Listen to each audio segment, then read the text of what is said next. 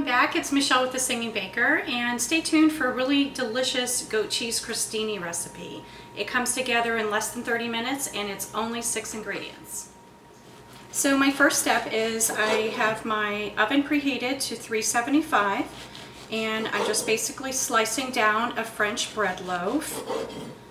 And we're going to make a lot of slices and place it on a foil-lined cookie sheet. And we're going to get this baking.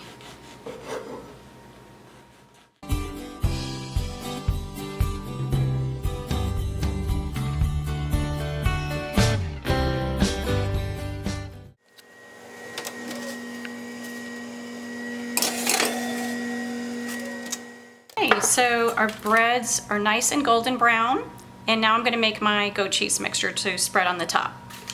So we're just going to let that sit out for a few minutes. I believe they were in the oven maybe 5 or 6 minutes. You really just need to watch your oven and then you'll be good to go. So I have an 8-ounce cheese log here. You only need maybe about 6 ounces or so. So I'm going to go ahead and just cut off part of this and then just use the rest. Go ahead and separate that. And we're going to basically make a cheese mixture that we'll put inside of a mixing bowl here. Just get that all out. This is a really tangy, creamy cheese. If you haven't tried goat cheese before, it's really delicious. And then I'm going to go ahead and add a little bit of olive oil to my mixture. So that was about 3 tablespoons of olive oil that we just added in. I'm going to give this a good mixture right now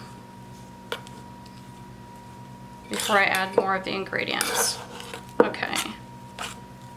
Now we're going to add a little bit of sun-dried tomatoes that I'm going to chop up. It's about 2 to 3 tablespoons here. Get that out on my cutting board. And we're just going to chop this really small.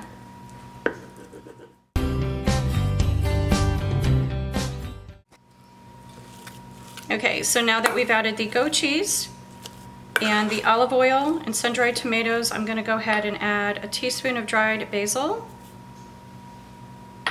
And then a few drops of hot sauce, maybe 5 or 6 drops of this. So if you wanted a little bit spicier, you of course could change that up a little bit. We're going to give this a good mix, and then all you have to do is spread it on your crostini, and it's a really delicious quick appetizer for you. You can see how quickly this came together. It was really just 6 ingredients, 5 in the spread, and then you've got your French bread. So I hope you enjoy this one, and give me a like, and if you try it, definitely let me know how you like it in the comments.